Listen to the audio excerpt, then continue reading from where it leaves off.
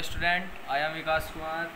और भाई पिछले लेक्चर में हमने कहाँ तक कवर कर लिया था? जब एफ आर का मान 1 से कम था, मतलब ये कौन सा फ्लो था? सब क्रिटिकल फ्लो था। तो मैंने आपको बताया था कि जब एफ आर का मान 1 से कम होता है तो फ्लो की वेलोसिटी क्या होती है भाई? मिनिमम होती है। किसके कंपेयर में? क्रिटिकल वेलोसिटी के कंपेयर में। तो चैनल में जो फ्लो की वेलोसिटी क्या होगी? कम होगी। अगर कोई आदमी यहाँ पे खड़ा है, ए पॉइंट पे यहाँ से पत्थर फेंकेगा इस चैनल में, तो जो डिस्टर्बेंस वो कौन से डायरेक्शन में ट्रैवल करती है भाई? वो डाउन अप स्ट्रीम साइड में ट्रैवल करती है। तो ये चीज़ मैं आपको बता चुका था, ठीक है। कहाँ पे करती है? अप स्ट्रीम साइड में क्या करते हैं? ट्रैवल करती है। और कौन कितनी वेलोसिटी से ट्रैवल करेगी? C0 माइनस के V, जहाँ पे C0 किसको डिनोट करता है? सैलिनिटी। सैलिनिटी क्या होता है? अंडर रूट के G/LC, ठीक है। V क्या होती है? फ्लो की वेलोसिटी, जो ये वेलोसिटी होगी, ठीक है। आगे समझ में आता है? चलो बहुत बढ़िया। अब देखो, जब एफ आर का मान क्या होता है? 1 से बड़ा होता है, इस फ्लो क्या बोलते हैं? सुपर क्रिटिकल फ्लो बोलते थे। क्या बोलते थे? सुपर क्रिटिकल फ्लो बोलते थे, ठीक है। तो इस केस में क्या होता है? जो फ्लो की वेलोसिटी क्या होती है? बहुत ज़्यादा होती है। किसके कंपेयर में? क्रिटिकल वेलोसिटी के कंपेयर में, ठीक है। तो इस केस में क्या होगा कि देखो, फ्लो की चैनल में फ्लो की वेलोसिटी क्या होगी? बहुत तेज़ी से होगी। कोई एक आदमी यहाँ पे खड़ा है, ठीक है, यहाँ से पत्थर फेंका, तो जो डिस्टर्बेंस में हो अप स्ट्रीम साइड पे ना ट्रैवल हो गए, कौन से डायरेक्शन में ट्रैवल होती है? फ्लो की वेलोसिटी के डायरेक्शन में ट्रैवल होती है। मतलब कौन से डायरेक्शन में? इसी डायरेक्शन में C0 से। तो इसलिए वेलोसिटी क्या हो जाएगी भाई इसकी, ठीक है, विद रिस्पेक्ट टू, आगे समझे।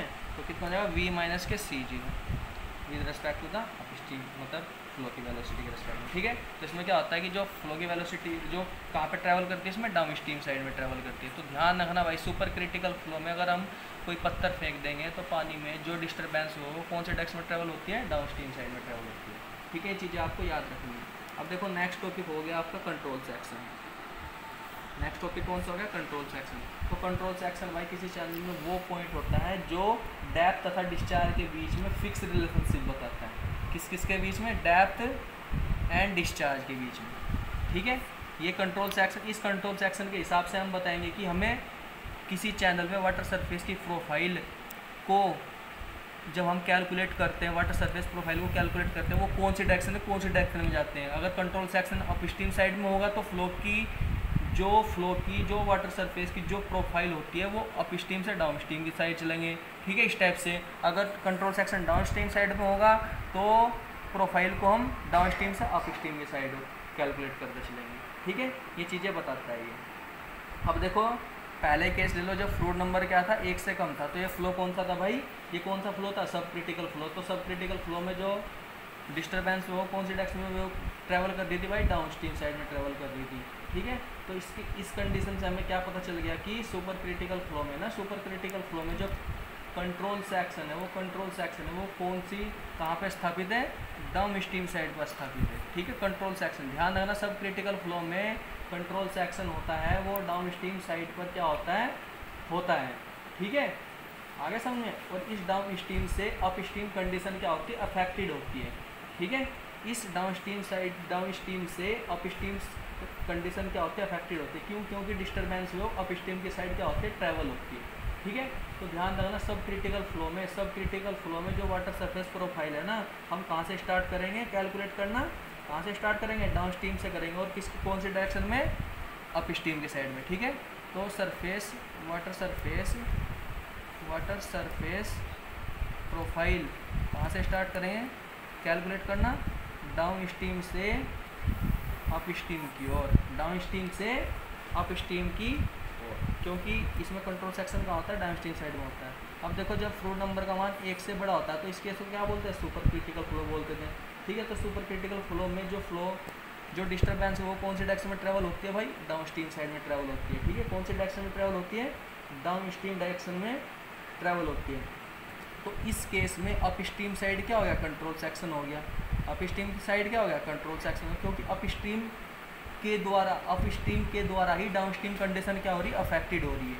अप स्ट्रीम के द्वारा ही क्या होती है? डाउन स्ट्रीम कंडीशन क्या हो रही है? अफेक्टेड हो रही है। क्यों? क्योंकि डाउन स्ट्रीम साइड में क्या होता है? डिस्टर्बेंस जो ट्रैवल कर रही है, ठीक है। तो इसलिए कंट्रोल सेक्शन कहाँ होगा? जब सब सुपर क्रिटिकल फ्लो में अप स्ट्रीम साइड पर होगा, ठीक है। तो इसलिए जो इसकी हम जो प्रोफाइल है, जो वाटर सरफेस की जो प्रोफाइल है वो किधर से किधर की ओर कैलकुलेट करते चलते हैं? अप स्ट्रीम से डाउन स्ट्रीम की ओर कैलकुलेट करते चलते हैं, ठीक है। तो ये बहुत इंपॉर्टेंट चीज़ें बता दी मैंने आपको, ये जेईई के पेपर में बहुत बार आ चुकी है पेपर में, ठीक है। अब देखो, नेक्स्ट टॉपिक क्या होता है? Velocity distribution. Velocity distribution.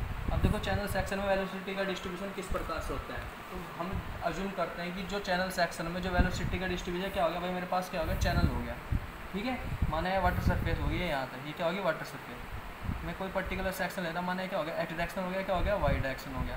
तो इसमें जो हम वेलोसिटी का जो डिस्ट्रीब्यूशन होगा वो क्या होगा, लोगैरिथमिक कर्व को क्या करता है, शो करता है, लोगैरिथमिक कर्व को। ये किसको शो करता है, लोगैरिथमिक, ठीक है।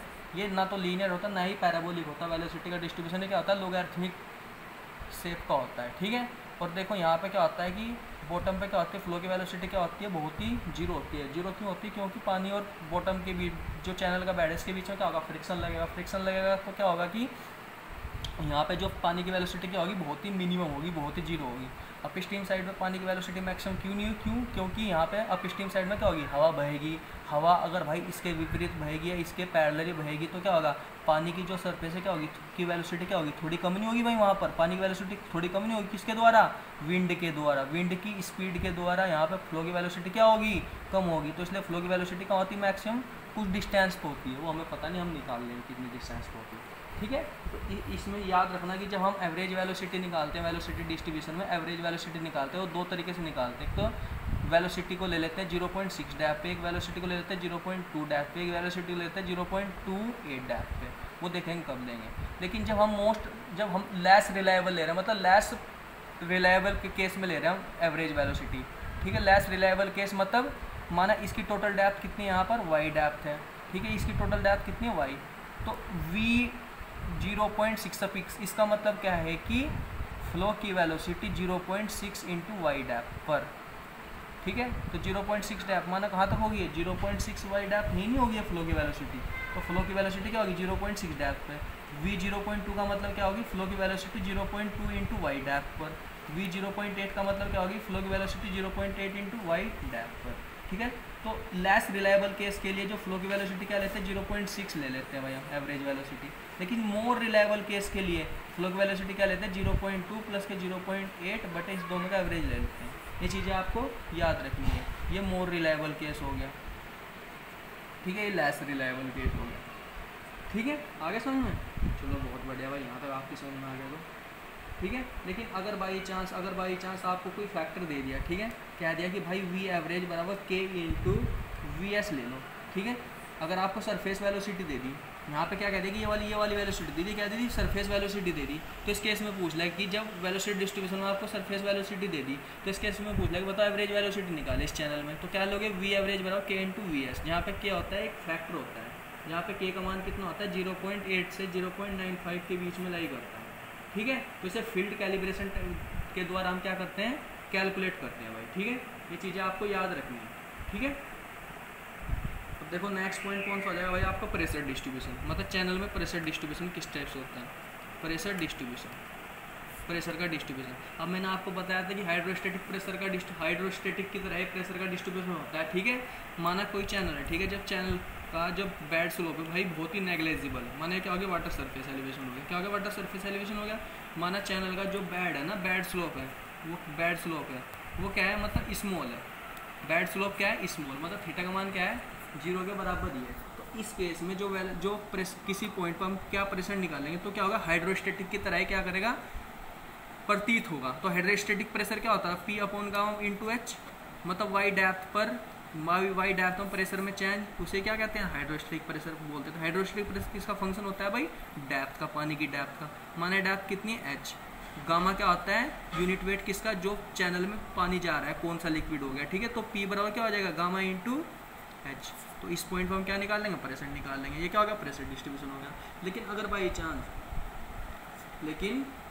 बाई चांस चैनल का लार्ज स्लोप हो, अगर बाई चांस चैनल का क्या हो, लार्ज स्लोप हो गया, स्टेप से लार्ज क्या हो गया, स्लोप हो गया, ये क्या हो गया, वाटर सरफेस एलिवेशन हो गया, ठीक है। तो इसमें भी प्रेशर का डिस्ट्रीब्यूशन क्या होगा मेरे भाई, यहाँ क्या होगा, इसमें प्रेशर का डिस्ट्रीब्यूशन हाइड्रोस्टेटिक की तरह ही होगा।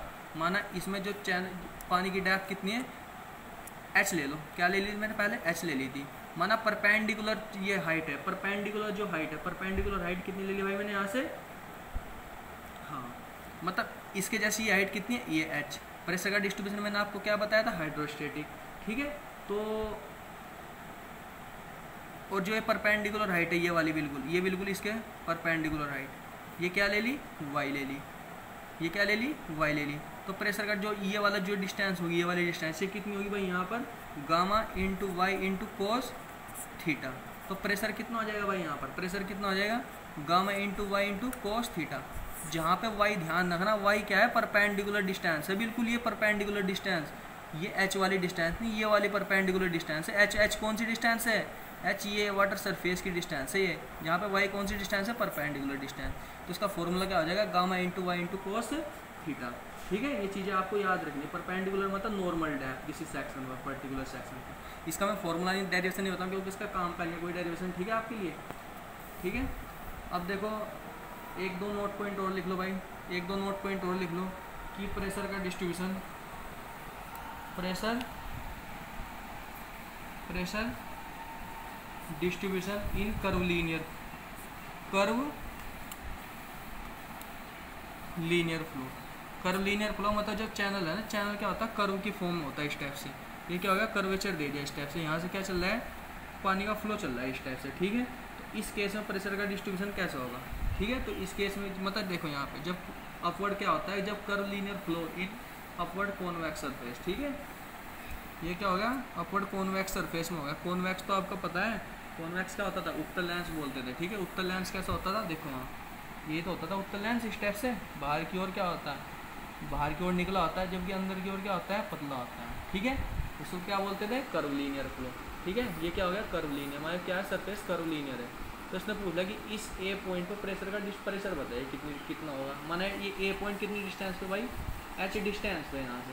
तो ध्यान रखना भाई, पी ए पॉइंट पर जो प्रेशर होगा क्या होगा, रो इंटू जी इफेक्टिव गुणा h।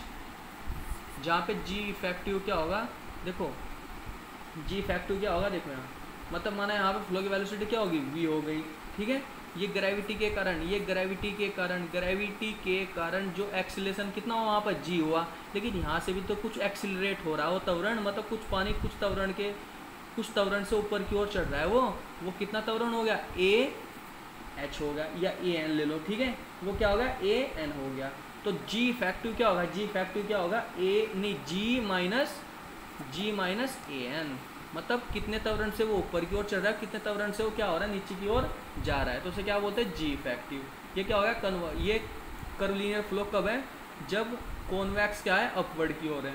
लेकिन जब कॉन्वेक्स सरफेस, जब वाटर सरफेस क्या होगा कि कॉनकेव टाइप की होगी, कॉनकेव मतलब इस टाइप से होगी, माना चैनल का बेड किससे हो गया, इस टाइप से हो गया। ये क्या हो गया, ये वाटर सरफेस है भाई, ध्यान रखना, ये क्या है, वाटर सरफेस।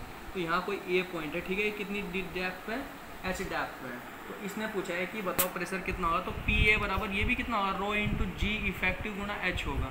ठीक है, जी इफेक्टिव होगा। ठीक है, लेकिन यहाँ पे देखो, यहाँ पे पानी का क्या हो रहा है, ग्रेविटी के द्वारा आ रहा है, लेकिन यहाँ क्या हो रहा है, एक्सीलरेट हो रहा है ऊपर की ओर, मतलब ए एन मतलब ऊपर की ओर जा रहा है, ग्रेविटी मतलब नीचे की ओर जा रहा है। तो इसमें जो जी इफेक्टिव होगा, जी इफेक्टिव का जो मान लेंगे क्या होगा, जी प्लस के ए एन लेंगे, और ये प्रेशर डिस्ट्रीब्यूट हो जाएगा किसी ए पॉइंट पर।